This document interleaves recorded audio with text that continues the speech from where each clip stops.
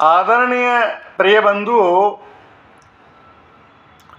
कल तक के विवेचन में गीता संजीवनी यानी एक तरह से जो संजीवनी प्रदान करने वाले जो वाक्य हैं उनको विवेचन में लिया था। साधकों के लिए संजीवनी जैसा प्रदान करने वाले वाक्य। आज हम गीता जी के महात्म को लेकर के कुछ विवेचन करेंगे। श्रीमद् भागवत गीता की जो महिमा है, इसका जो महात्म है वो अगाध है, असीम है। और श्रीमद् भगवत गीता ग्रंथ प्रस्थान त्रय में माना जाता है। हमने प्रस्थान की चर्चा की थी पिछले चर्चा में, और मनुष्य मात्र के उद्धार के लिए 3 राजमार्ग जिनका हमने वर्णन किया था प्रस्थान त्रय नाम से कहे जाते हैं। एक है वैदिक प्रस्थान जिसको उपनिषद कहते हैं, एक है दार्शनिक प्रस्थान, इसको ब्रह्मसूत्र कहते हैं, और एक है स्मार्त प्रस्थान जिसको भगवत गीता कहते हैं। उपनिषदों में क्या है? मंत्र हैं। ब्रह्मसूत्र में क्या है? सूत्र हैं। और श्रीमद् भागवत गीता में क्या है? श्लोक हैं। श्लोक हम आगे वर्णन करेंगे कितने श्लोक हैं और उनके बारे में और अधिक। श्रीमद् भागवत गीता में श्लोक होते हुए भी भगवान की वाणी होने से ये मंत्र ही हैं।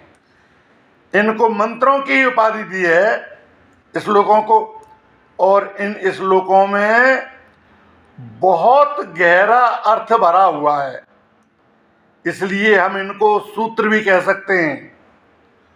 उपनिषद अधिकारी मनुष्यों के काम की चीज है, ब्रह्मसूत्र विद्वानों के काम की चीज है, लेकिन भगवत गीता सभी के काम की चीज है। जन साधारण से लेकर के विद्वान तक सभी के लिए काम की चीज है।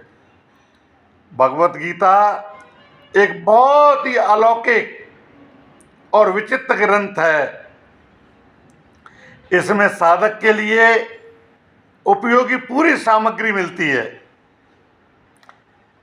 चाहे वो किसी भी देश का हो, किसी भी वेश का हो, किसी भी समुदाय का हो, किसी भी संप्रदाय का हो, किसी भी वर्ण का हो, किसी भी आश्रम का हो, कोई व्यक्ति कैसा भी हो, सभी के लिए उपयोगी है।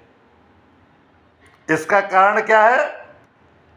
इसका कारण ये है कि इसमें किसी समुदाय विशेष की न तो निंदा की है और न प्रशंसा की है, बल्कि वास्तविक जो ईश्वर तत्व है उसकी ही विवेचना की है, उसी का वर्णन किया है।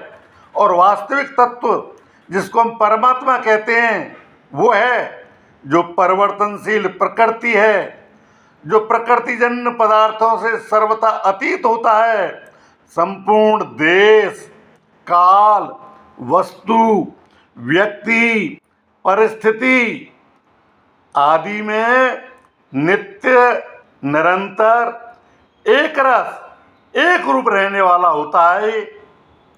और जो मनुष्य जहाँ है, जैसा है, वास्तविक रूप, जो वास्तविक तत्व है, वहाँ पर वैसा ही पूर्ण रूप से वो विद्यमान होता है। लेकिन परिवर्तनशील प्रकृतिजन्य वस्तु व्यक्तियों में राग द्वेष के कारण इसका अनुभव नहीं होने देती है। सर्वथा राग द्वेष रहित होने पर ही इसका स्वतः अनुभव हो जाता है। इसलिए गीता जी का अध्ययन करें, गीता जी की विवेचना करें हम लोग, तो हमें सबसे पहले क्या करना होगा, हमें राग और द्वेष से मुक्त होना पड़ेगा। और आज के विवेचन में बस इतना ही। जय श्री कृष्णा, राधे राधे।